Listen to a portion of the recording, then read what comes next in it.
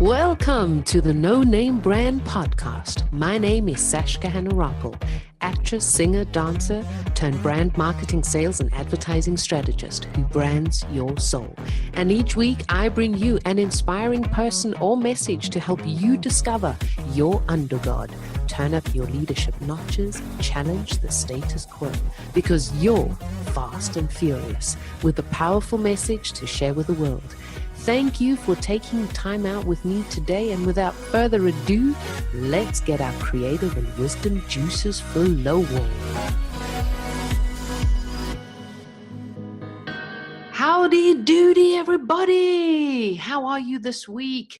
Our next guest is an unusual one.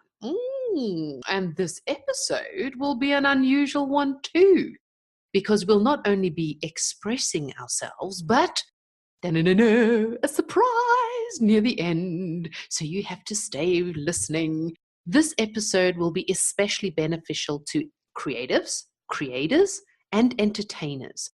The visionaries with a gazillion ideas are not often able to make heads or tails from it. Now, our next guest sees how the media is constantly trying to divide us and how we're in the age where everything is becoming more virtual and less tactile.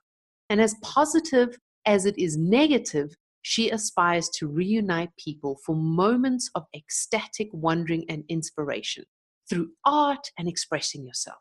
Oh, how gorgeous is that? Now, our guest creates events built around this concept, and it's not about being an artist yourself as a profession, because in essence, just by us being human beings, we are already creators and artists, right? And we are always looking to be transported somewhere. And the places where we're given the opportunity to unlock areas of our lives and of ourselves that we may not even know that we're even tucked away. So, how does our next guest do this? Well, in two ways. The one thing being writing and giving a voice to everything that needs it, and two, using her creativity to heal herself and others, bringing people together so that one form of art can inspire another and create a movement. And we do like a bit of movement. Her aspiration is to stand for something more than herself and to engage in collaborations of all kinds. Storytelling, rewriting narratives that aren't serving anyone, and reviving your relationship to storytelling and language in general. So, my lovely visionaries, what do you say we meet this unusual character and hear what she has in store for us to enhance the change we want to see in the world? Are you ready? Because here she is, ladies and gentlemen, the one and only Emma Collier. Hello, Emma. Hi, Sashka. Thank you for such a beautiful introduction. It's a pleasure. Did I pronounce your surname correct? You did. Yahoo! So I would love to start off by having you describe yourself to our listeners from the outside in, because this woman is gorgeous, people. So I wanted her to see how she describes herself to you. Your introduction was so incredible. I'm now sort of trying to go backwards to figure out where I can fill in what blanks might even be left. But yeah, I've been writing for my entire life, and I've always sort of felt called to bring people together and see the ways in which they can sort of enhance their experiences by combining their resources. And I've always found that one art, one form of creation tends to inspire another. And so by joining together, by existing in the same space, I think that what we're able to do in these situations tends to be far more potent and extraordinary than what any of us can accomplish on our own. And especially nowadays, everything, even when it seems as if it's a solopreneur or a solo artist, what happens behind the scenes, what gets created, what allows there to be a movement, it takes a team. We're better as a team.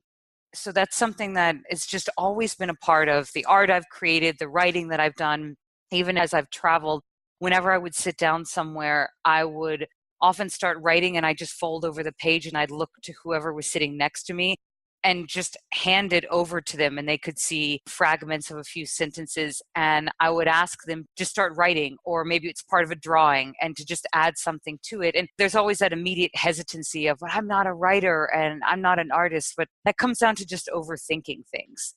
When you suspend the idea that you're going to be judged for what you're doing, you often have a chance to surprise yourself just by putting the pen down and seeing what comes out of it. And as with anything else, it'll go through stages of development. And I think that's what people don't realize is they think, oh, what if I write anything down, maybe the world will judge me on these few sentences. But I like to try to encourage people to just be impulsive, be playful like children are. If you hand a child a piece of paper that has a half-drawn balloon on it, they're just going to jump right in. They're not going to worry about what it will turn into. And even if what does get created makes sense, quote unquote, or not. So I think that's just the heart of everything I do, is I try to bring a little play and a little lightness into things that may get too heavy as we get older and start trying to take ourselves maybe far too seriously. Yeah, because I mean, when you think about writing, when you were speaking now, how we're inhibited about it and about writing, we'd write in our journals. And I think a lot of people, this is just my assumption, when someone says write something, they're expecting that they have to write like you would in a diary. So about your emotions and your feelings.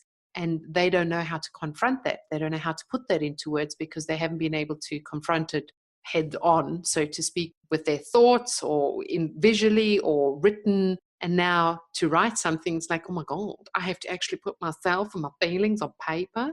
So are you kind of like taking that over for them to write for them? In a sense, yes, but I like to even back up a bit further than that and to try to help people not worry so much about writing as it has to be like opening your whole heart up and everybody just looking straight into all your secrets and baggage and history and everything like that, but to just also look at it as a way of helping to better understand your circumstances, intentions, and where you're headed. I mean, and to start with it from a more playful place. I mean, sit yourself down, order a coffee, and look at the table next to you.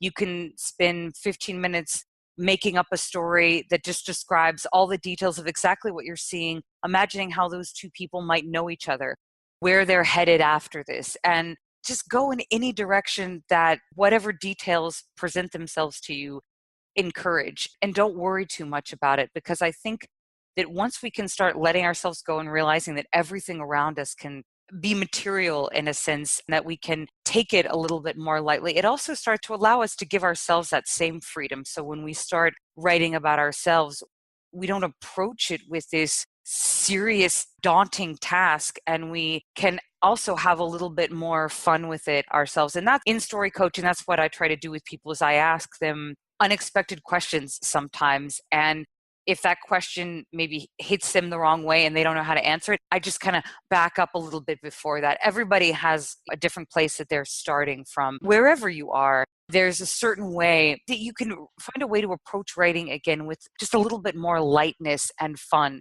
and to be able to infuse your stories with that as well. Even if maybe that story didn't turn out being the happiest or proudest moment of your life, there's a way that you can kind of return back to it and sort of rework those details to maybe be a credibility marker, maybe be a lesson you learn, maybe you have control over that. Mm, yeah.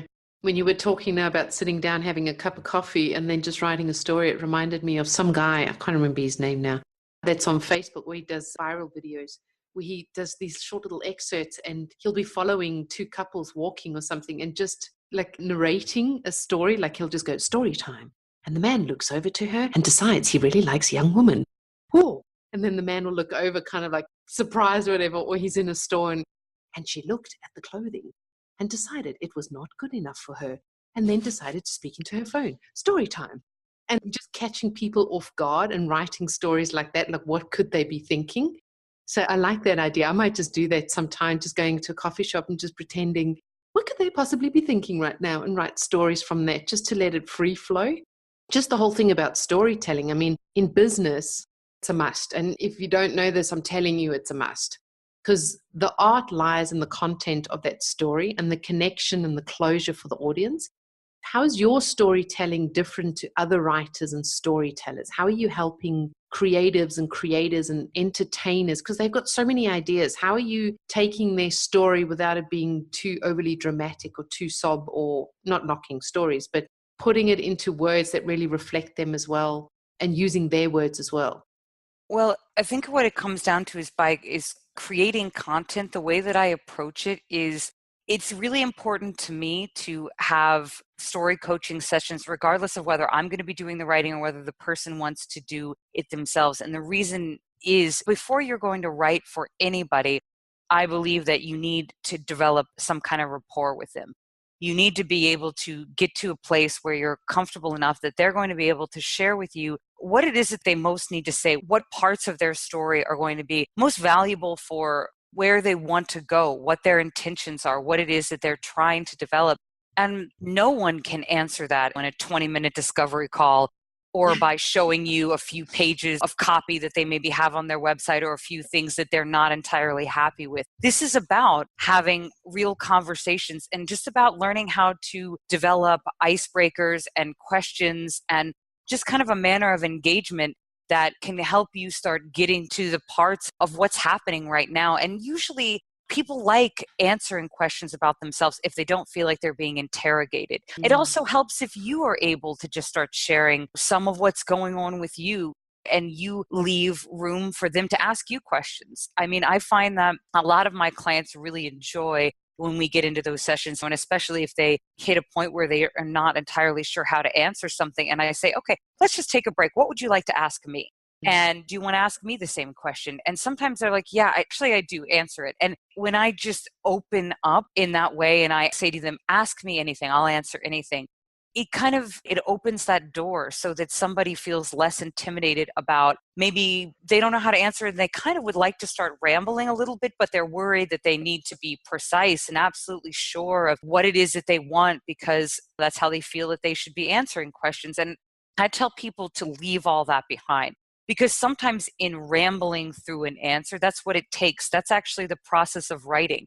When you sit down and you just start writing pages, by the time you get to page 4, you're going to have maybe a whole bunch of stuff that you're never going to use, but you had to get it out to actually get to the heart of what you most needed to say. So I think that those sessions, in the end, they're gold mines because, yeah, there's a lot of stuff we're not going to use, but what we do find, what we do touch on, it becomes how we lay down a map for what the journey of their stories is going to be, depending upon what their goals are at the moment and in what order they wish to achieve them. So by giving people that room, that space in which to share freely and to kind of have fun with the questions, because I make the questions fun. Sometimes it may not even be clear at the moment exactly how that relates, let's say a piece of copy on why work with me.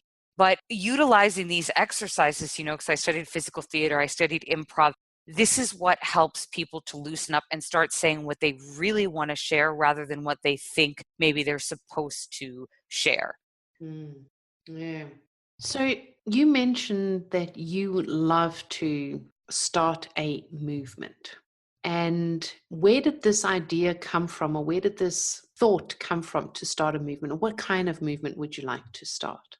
Well, I've been living in Greece now for about 3.5 years, and it's a place that I've always just had an unexplainable deep connection to since I was a little girl given her first book of mythology. I always knew I wanted to come to Greece. It just followed me through my whole life. And living here and seeing how people have a lot of misconceptions about Greece. I mean, I think when you hear Greece mentioned now, people think of they have a fleeting thought of the ancient history, then they think of Santorini or Mykonos, or they think of the crisis. And that's probably about it. Maybe they think of feta cheese and olive oil and like a few things that come from the region. But I don't think that Greece, at least from the people that I have talked to about what I'm studying here, they don't imagine that it's full of artists and full of creators and full of music. And they don't imagine that that's what's happening here right now. And I think especially in a place of crisis, which yes, it is, but it's also a place of great warmth where people kind of band together and they share their resources where they can. And this is a country where people, no matter what season it is, no matter how little money they have, they're outside. They want to be outside. They want to be dancing. They want to be listening to music. They want to be eating whatever they can together, drinking whatever they can together, trying to make each other laugh. It's very much about community. And I saw so many amazing number of friends who were just incredible solo artists. And I just could see how it's hard to do something on your own, especially in a country that has some things stacked against it, as Greece does at the moment. But I could just see that if we were able to kind of bring this together and share all the resources that we have, and also as a way to bring back and revitalize that ancient spirit and as you had mentioned, I mean, in a time that we're being encouraged to be so divided and be more materialistic and be more virtual, to be reminded of what actually lifts up the human spirit, which is tactile sensations, hugs, dancing, movement, music. And even if you're not a musician, and even if you're not an artist, sitting in those experiences quietly, not glued to your phone, but actually letting the sound wash over you, letting yourself be inspired and moved by what's actually happening around you, and the passion that is behind what's being created. I'm not a musician, but I have always been surrounded by musicians, and I have always loved this. In the Bay Area and San Francisco, all my friends were musicians. We had similar gatherings and collectives and warehouses and groups of people that wanted to create bigger events together that kind of represented a solidarity, an alliance against what's trying to divide and defeat us, to stand beside each other, share our resources, inspire one another, and to be able to bring more people into it and to get this out, to spread this warmth and message as a way of hope, even amidst the crisis, amidst the challenges that we're all up against here.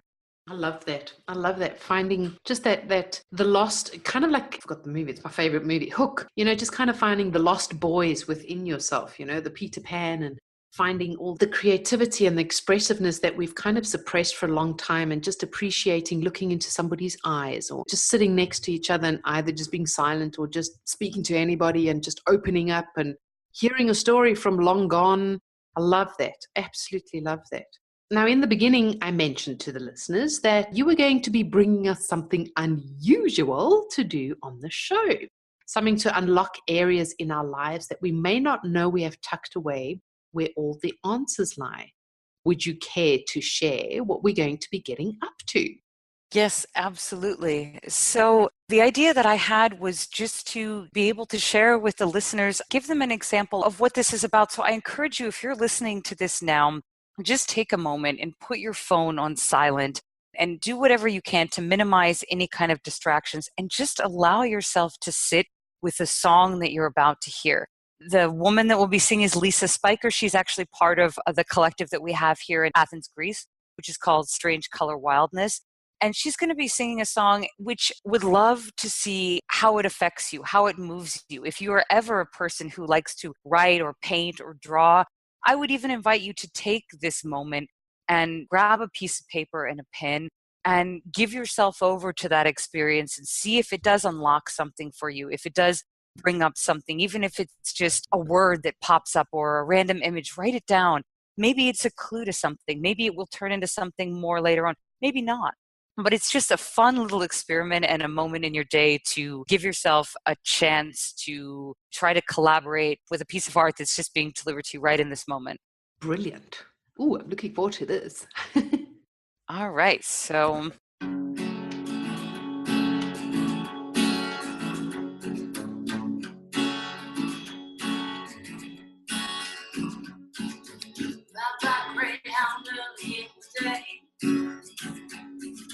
took my bags and don't want to sleep. I got lots to do today.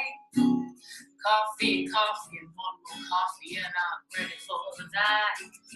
Walking down the hill past the freaks, getting into a fight. Virgin place and I'm blocks away, so I started to walk.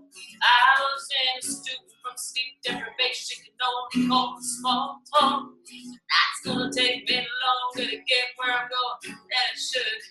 As I get held up by a crime scene, hell things just ain't no good. But I came here looking for you. Heard you were Mr. Bad. Didn't realize things were this crazy. The place is going mad. I really don't wanna be served in. If you stay long enough, you'll be dragged into a pool. My people and sin.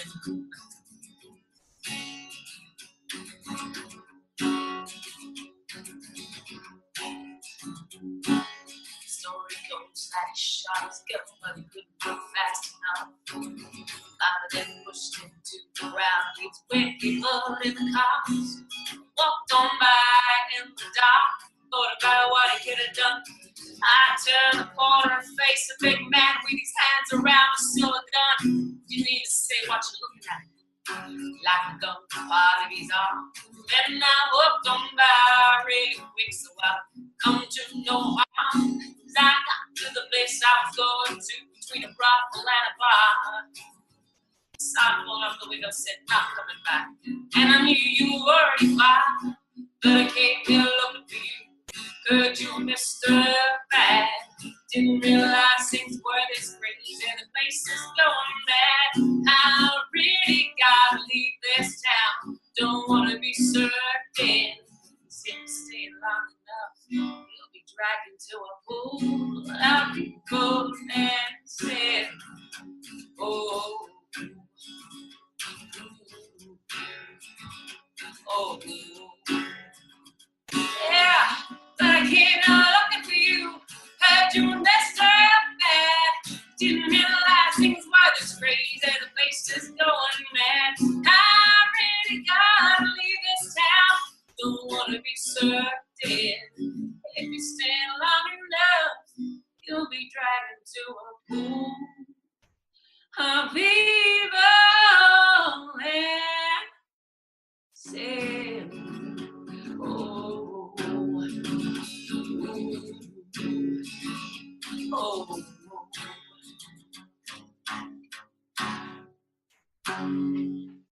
Woo! That was amazing! Oh my God, that is so cool. I love that. I absolutely love that. Thank you. Thank you. I hope our listeners got something out of that as well in terms of a word, feeling, visuals. That is really, really cool. I was in the Western. I was like, yeah, baby, let's go. Let's ride that horse in the prairie. Free riding. Here we go. I love that. Thank you so much. It's Lisa, right? yes. Awesome. Awesome. Oh, guys, so we're coming near the end, and I really, really enjoyed that. I'm looking forward to listening to that song again. And it was really uplifting, very motivating, very motivating. So I really enjoyed that. Emma, I'd love to hear from you. So I wanted to know from you, how do you want to change or challenge the world doing what you do? I would just like to invite people to move closer together rather than farther apart. I would like to invite people, rather than hoarding their resources and thinking from a place of scarcity and competitiveness, to open themselves up to the idea of collaboration and inspiration from people that they don't know yet. Doesn't mean that you have to give without thinking clearly. It doesn't mean you have to just open up and offer everything you have. But I do think that it's good to walk into experiences and give them a chance, give the people in the room a chance. Give yourself a chance to be surprised by somebody, rather than walking into things with a chip on your shoulder, being a little bit jaded, being wary, being suspicious. I think we really have so much to offer each other when we take time to gather and pay attention to what's really happening in that moment. And these events that we're doing that are going to start in the fall, these howl salons, as we're going to call them, it's just about that. It's about, yes, I know I'm not going to say you can't use your phone the whole time, but I'm really going to invite people to try to be present, because you have this opportunity to get as much out of it as you can. Whether you're a musician or not, maybe you're a visual artist, maybe you like to sew, maybe you like to draw, maybe you like to write, whatever you like to do, maybe you just like to be surrounded by warmth. I don't know, but there aren't enough of these opportunities that we have in our daily lives. And so if you can give yourself a chance to just go there and spend a couple of hours just in that experience, you can go back and do the rest of it again the next day. Be glued to the computer, be glued to your phone, but give yourself a chance to really see what you can open yourself up to and what the people around you have to share, with just a simple smile, offering someone a pen, giving them a chance to add to your story and for you to add to theirs. That's so important for that communication. Yeah. I'd love to hear your version on 3 of my values and hear what they mean to you. So, wisdom for you is? Wisdom for me is allowing your experiences to help inform your present and future, and without weighing you down to the point where you no longer want to keep traveling and expanding. Mm. Passion for you is? The white heat desire of your gift and how you give it. Mm. And lastly, creativity for you is? Experimenting with nature, every tool and every resource that you can get your hands on. Cool. Thank you so much, Emma and Lisa, for being here with us today and sharing your creativity and your passion and your wisdom and your vision for the movement that you want to start, and the creativity, or the creative creativity. It's been really interesting getting to know you and where you're going with your vision and your writing skills, and how to empower and enhance things that are lying dormant and being able to bring it out through expressing yourself through the music, the art, communication with one another. And the listeners can find out more about Emma in the show notes, on social media, her website. She has a free gift for you, what her favorite book and quote is. And of course, getting in touch with Emma if you'd like to join this movement as well, and being able to express yourself in the writing. And been really, really good to have you here. Thank you so much, Emma. Oh, thanks so much for having us, Sashka. Awesome. Take care, everyone, and I'll be seeing you or listening to you again next week with our next guest. It's going to be rather exciting again. So in the meantime, remember, fast and furious, and you be the change that you want to see in the world. See y'all next week. Bye-bye. Dang, that was just supercalifragilisticexpialidocious. I enjoyed having you on board, and please do me and you a favor. Head on over to iTunes, SoundCloud, or Stitcher. Click subscribe, and a super bonus, leave your review and you stand a chance of being announced and advertised on the show. I'm always striving to ensure that your brand is uplifted and empowered. Remember, done is better than perfect. So be sure to subscribe, leave a review, and send in your feedback too. You're the absolute best. Keep rocking.